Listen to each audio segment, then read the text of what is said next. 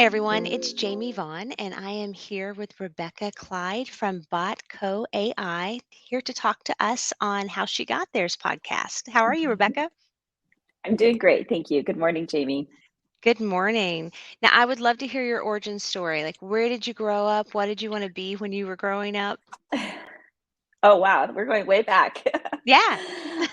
So I was actually born in Costa Rica. I'm originally Okay. from Central America.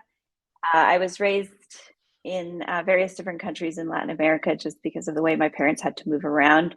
Uh, Hmm. so, um, Costa Rica, Guatemala. My mom's family is from El Salvador, so I spent a lot of time there as a child.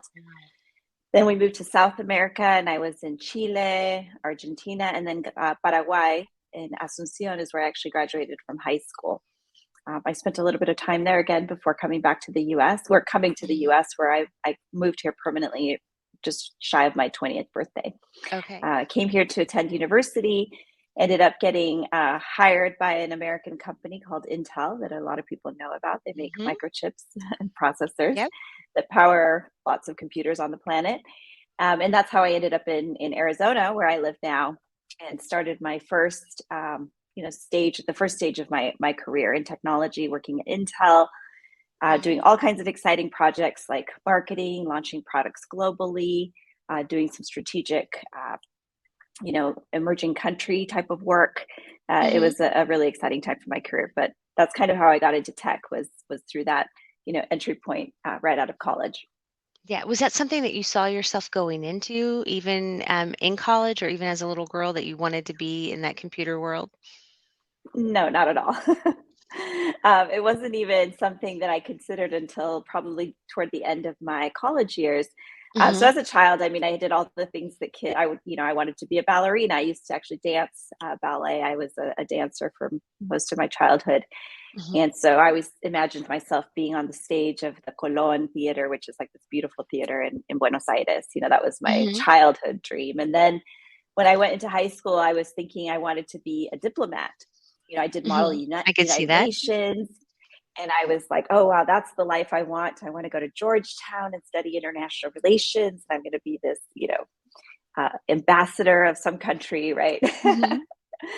And then I realized, like, when I was in college, I'm like, no, I actually want to make money and I want to build things. And it was the beginning of the dot-com boom, Hmm. that first one in the late 90s. And I just thought that world was so exciting. I did an internship at a firm that was really focused on helping first tech startups IPO, and I loved Uh-huh. what they were doing. I had just a super just awakening in terms of like being able to talk to these CEOs and see these companies they were building, and suddenly realize like, no, that's the world I want to go into. I want to go into tech. And so when Intel came on campus, I signed up, to go interview, and Hmm. I was super excited to finally get an offer and get to come work for them. Oh, wow, that's amazing. So you are now the CEO and creator of Botco AI. I would love for you to tell our audience about that. Yes, so Botco.ai is a conversational platform, and we help patients and providers communicate with each Hmm. other using automated automation. So, I like to say we make it as easy to connect with your provider as it is to text a friend. Hmm. So, as a mom of three, I'm constantly scheduling doctor's appointments, dentist appointments, follow up appointments, and Hmm. nothing frustrates me more than having to be put on hold for 30, 40 minutes every time I Yes. call. And so, what we're introducing is a chat product that allows for families and parents and anybody who interacts with the healthcare system to just be able to chat, instantly get answers, get scheduled, figure out your insurance, what they are going to cover or not, and Hmm. just move through that process with a lot less struggle than what currently exists today. Oh, that's amazing. I know that that always seems to be a problem. Even last night, I was trying to schedule doctor's appointments and trying to even talk to their little chat boxes is almost impossible. Mhm. So it seems like your team has been able to figure out some of the hangups and the hard places that we all kind of get stopped in when we're trying to talk to our healthcare providers. So, what are some of the challenges that you faced coming up with this idea and creating it and implementing it?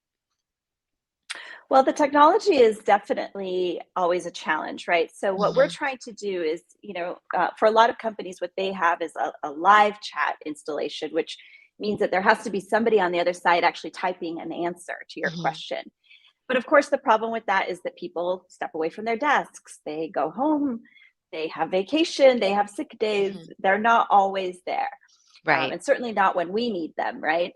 Hmm. And so relying on, creating systems that constantly rely on live agents to be on the other side Hmm. just create too much friction.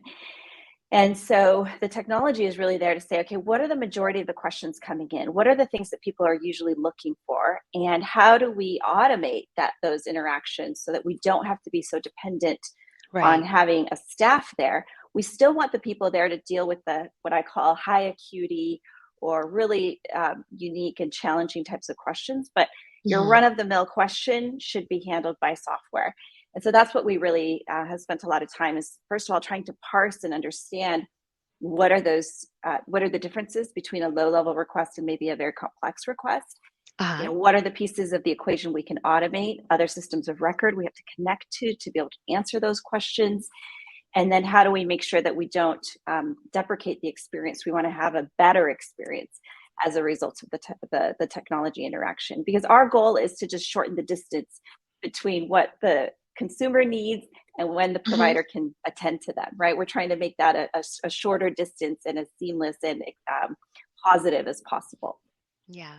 Now, being a CEO of this tech company and being a mom, how do you find balance between the two? Or do you even find balance? I think about it a lot in terms of integration. Hmm. So I think all too often, maybe this is because I was raised outside of the US, I can think about life and work and family a little bit differently. But Hmm. I really see um, children as being kind of my mini apprentices, right? So since they were very young, I've tried to involve them. So maybe they are my first audience when I'm practicing a presentation, right? I'll have them Hmm. sit down and I'll present to them. And actually kids are incredibly critical. So And they will point honest. out all kinds of stuff. Yeah, they don't Yes. have any filter, right? They will tell you No. straight up, Mom, that makes no Hmm. sense. That's not funny. That's boring. You need to shorten this. They will tell me Hmm. what's up. And so I've tried to incorporate them into my business, and I share ideas with them, and I'll tell them, hey, I'm struggling with this. What do you think? And so I try to bring them along, and I think Hmm. that's maybe the difference. I don't separate them from my business life. I actually bring them along, and from a very young age, they've either traveled with me sometimes to business meetings or to Hmm. conferences. I show them what I'm doing. I talk to them about it. And so, maybe that's not as fun as going to Disneyland for sure.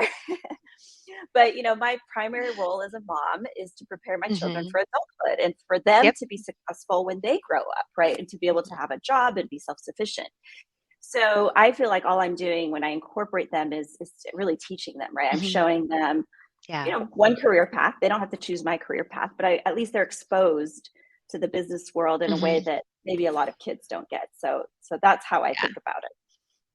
Yeah, that's a great idea. My mom did that with us. She's a nurse. She's retired now, but Mhm. she would take us to the hospital with her, and we would see all the craziness that would go on there. And I think that that kind of backfired that we didn't go into the medical field, but I Yeah.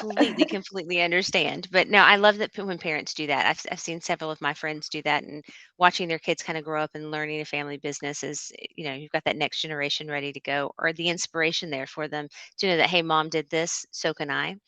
So I would love Mhm. to know what kind of challenges as a female in tech, especially at the beginning of the tech boom, were you facing and that you had to fight through to get to where you are? Well, I mean, it's always hard to know how much of it is a result of being a woman and how much of it Hmm. just is a result of the world of tech, right? So Right. I'm not always clear like which is which, but I would say, Hmm. there's definitely a certain amount of kind of underappreciation or for what we can accomplish. It's kind of like, Hmm.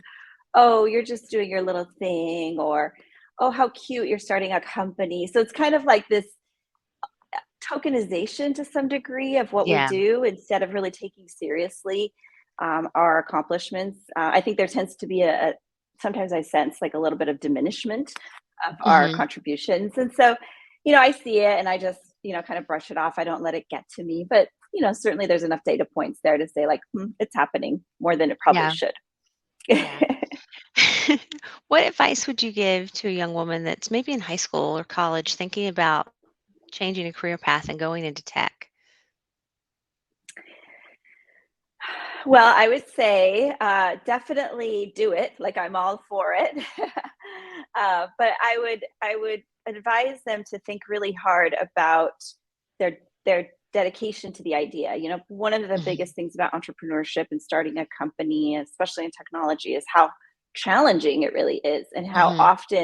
how many hurdles we're going to face every day. It's beyond what I could have even imagined. Right? I couldn't even have conceived of half of the challenges that I've had to come across. And so I think it's really about believing in your idea and having so much Hmm. conviction in what you're doing, because every morning it's going to be a battle, right? It's like every Hmm. day, it's like struggle after struggle after struggle. And, of course, we'll have celebrations, we'll have victories, but literally for every victory you have, there's like 20 battles that were lost probably. And Yeah. so you just have to be willing to grind at it and not let the daily disappointments of things Hmm. maybe not going through as you had hoped to stop you. That's the biggest thing. It's just Yeah. the level of rejection and disappointment and challenge is going to be so huge that your conviction has to exceed what that Hmm. those challenges are going to be. Yeah. Do you think that there's anything that we could do more in getting women into the STEM fields? Oh, absolutely. I mean, I would love to see schools taking girls more seriously and encouraging them more in Hmm. math and science. My daughter's school, they put on this, had a robotics team when she was in fourth grade, and the robotics team was made almost entirely of girls, which I loved. Oh, And they wow. actually won in their district, and then they went on to compete at state. And they came like in seventh place in state, but that's still pretty good for they were Yeah. like they were the youngest team, and they were mostly girls, and they really got pretty far along. And this was a Hmm. first year team, which is like unheard of. Hmm. And then, of course, COVID happened and the team got dismantled and the robotics coach moved away. And so the program kind of fell apart. But that's the kind of thing we need more at young Hmm. ages. We have to intercept girls when they're, prepubescent, before Hmm. puberty, and then they get all worried about social and what do people think. Like Yeah. that, that third, fourth, fifth grade is so important for girls to just be Hmm. validated, to be encouraged to do these things, because it's those experiences. Like I know that for my daughter, that robotics competition where they went so far is forever ingrained in her mind. She'll know like we Hmm. can do hard things, we can interact with Hmm. technology, we can program these robots to do crazy things, um, and beat out eighth grade boy teams, all boy teams. Like we watched these little group of girls beat out eighth graders that had been on doing robotics for 4 years together. That's And I amazing. loved that. And so that I know is going to be stay with her forever, and she'll Hmm. know like, hey, I can do this, I can do anything. And so I want to see more of that. I would wish that every school had Hmm. that opportunity. Yeah. I would love to know what's next on the horizon for Botco. Oh, okay, so we're doing some exciting things this year. I was just meeting with my engineering team and my product team. A Hmm. lot of what we do in the conversational AI space is think about how do we make a better experience for Hmm. consumers, and how do we make the businesses that use our products smarter about the knowledge that they're acquiring through these chat interactions. And so this year we're working on a lot of great things around sentiment, around being able to automate more and more workflows that are Hmm. complex and difficult, that create a lot of friction, so that we can ultimately generate a better experience.